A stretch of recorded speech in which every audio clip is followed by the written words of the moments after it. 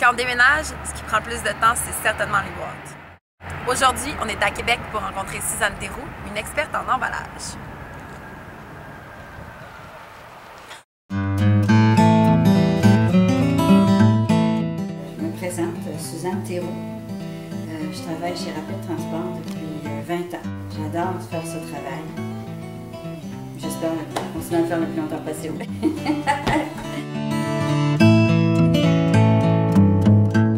Ces petites boîtes-là, en général, servent à mettre des objets lourds. Dans les plus grandes ici, on peut s'en servir pour mettre des couvertures. Tu sais, des choses qui sont facilement transportables mais sans que ça pèse trop. Parce qu'il est important, c'est de les remplir. Si vous n'avez pas, prenez plus petit, mais il la remplir comme il faut. Comme ça, ben, ça ne défoncera pas et ça ne brisera pas. C'est à peu près une 5 pieds cubes.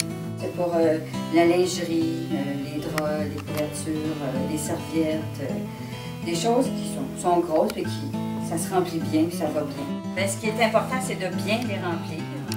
Et puis, on peut toujours mettre aussi des choses qui sont plates. Sur les côtés ici, à l'intérieur, quand on a comme des cadres, des laminés, des grandes feuilles qu'on a, qu'on ne veut pas froisser ou qu'on ne veut pas briser, il ne faut rien mettre entre les rangées pour pas, quand on sort les objets, qu'on échappe de quoi à terre et qu'on le brise. Ce qui est important quand on emballe la vaisselle, c'est de faire un fond de papier chiffonné. Faire un coussin. On remplit, on laisse toujours les objets debout. Les tasses, les coupes, on les met debout dans la boîte. Et on met le pesant dans le fond. Parce qu'une fois que le fond est plein, on peut en mettre par-dessus. On met un autre étage de chiffonné. Là, on remet de la vaisselle. Puis, s'il nous reste un peu d'espace, on met du chiffonné. Les linges, les serviettes, ces choses-là qu'on a dans notre cuisine servent à remplir le dessus qui reste pour, comme j'expliquais, toujours avoir un dessus plat. Puis on ferme ça, puis ça se transporte très bien. Finalement, l'important, c'est de prendre les plus petites boîtes pour les objets les plus lourds.